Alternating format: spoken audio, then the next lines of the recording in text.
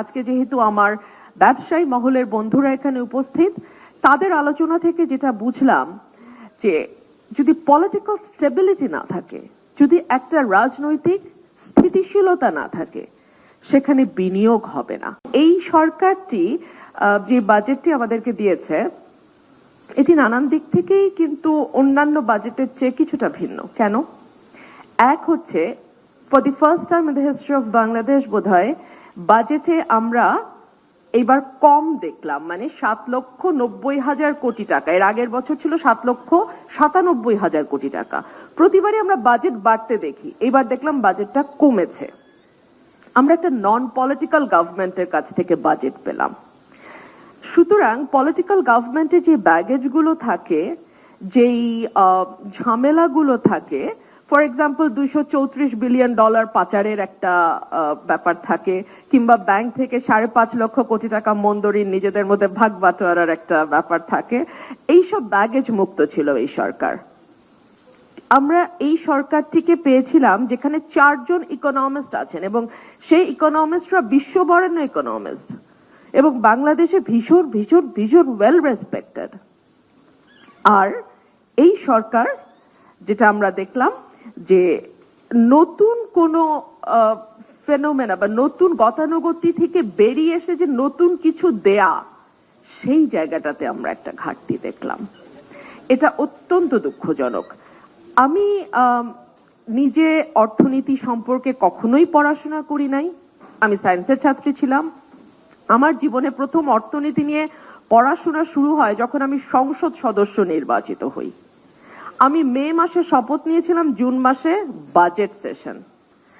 আমার মনে আছে আমার হাত পা কেঁপে এমন হয়েছিল যে আমি সারা ঈদের দিন, ওই সময় মে মাসে ঈদ ছিল, মের শেষে বা জুনের শুরুতে, আমি সারাদিন পড়াশোনা করেছি এবং টানা আমার মনে হয় যে শপথের পর থেকে আমি 10-15 দিন সময় পেয়েছিলাম।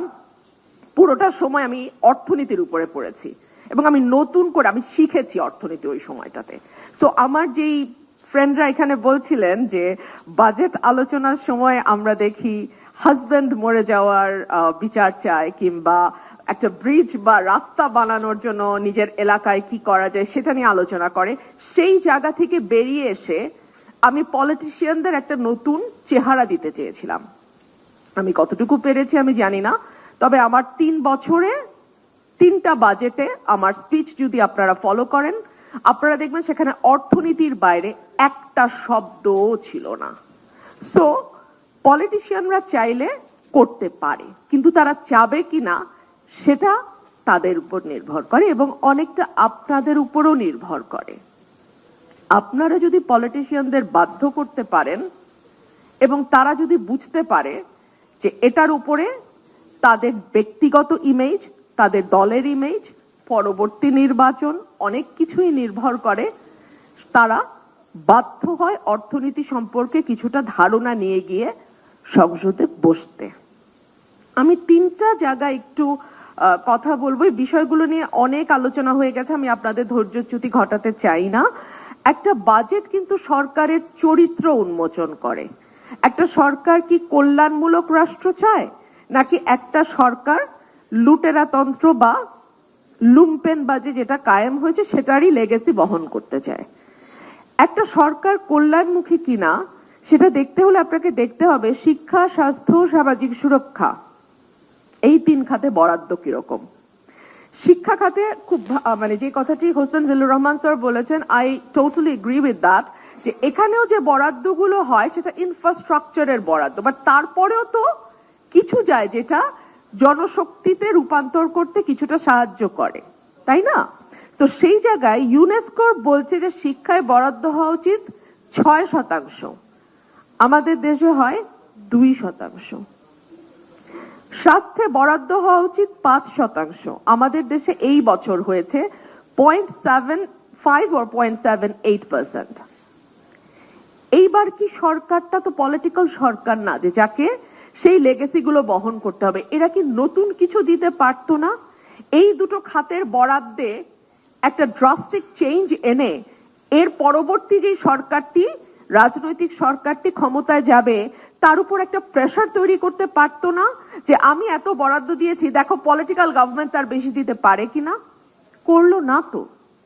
সামাজিক সুরক্ষা দেখলে মনে হয় 1 লাখ 1.5 লাখ কোটি টাকা বাজেট, কিন্তু সেখানে বেতন ভাতা গ্র্যাচুইটি সঞ্চয়পত্রের সুদ সবকিছু সেটার মধ্যে আছে। আমি হিসাব করেছিলাম সদস্য থাকা অবস্থায় যে এক্স্যাক্টলি বয়স্ক ভাতা, বিধবা ভাতা, প্রতিবন্ধী ভাতা হিসাবে কত টাকা যায়। অনলি 7,000 থেকে 8,000 কোটি টাকা। বুঝতে পারেন কোথায় 1.5 লক্ষ কোটি টাকা আর কোথায় 7,000 থেকে 8,000 কোটি টাকা। এবং এই পরিকল্পনা কমিশন হাসিনার সময় বলেছিল, পরিকল্পনা মন্ত্রণালয়, যে এর মধ্যে 61% বেহাত হয়ে যায়, মানে যার পাওয়ার কথা না সে পায়। এই জায়গাগুলোতে কি সরকার একটা নতুন এক্সাম্পল সেট করতে পারতো না? করলো না, আনফরচুনেট। দেখা যাক, আমাদের একটা সময়সীমা দেয়া হচ্ছে যে আগামী ফেব্রুয়ারিতে একটা নির্বাচনের দিকে যাবে বাংলাদেশ।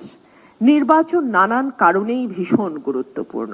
আজকে যেহেতু অর্থনীতি নিয়ে কথা হচ্ছে এবং আজকে যেহেতু আমার ব্যবসায়ী মহলের বন্ধুরা এখানে উপস্থিত, তাদের আলোচনা থেকে যেটা বুঝলাম যে যদি পলিটিক্যাল স্টেবিলিটি না থাকে, যদি একটা রাজনৈতিক স্থিতিশীলতা না থাকে, সেখানে বিনিয়োগ হবে না।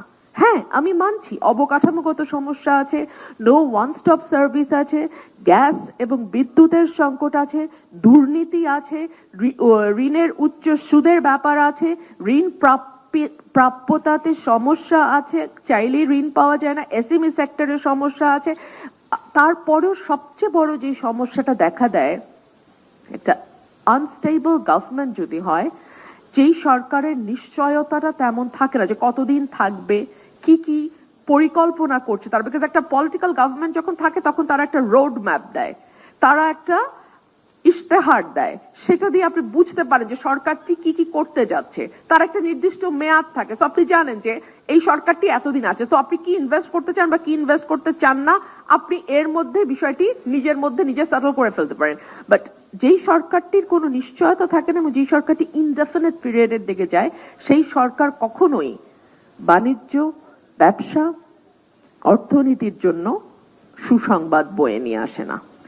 আমি আপনাদের আর ক্লান্ত করব না, আপনাদেরকে অসংখ্য ধন্যবাদ জানাচ্ছি শেষ পর্যন্ত ধৈর্য ধরে আমার বক্তব্য শুনবার জন্য।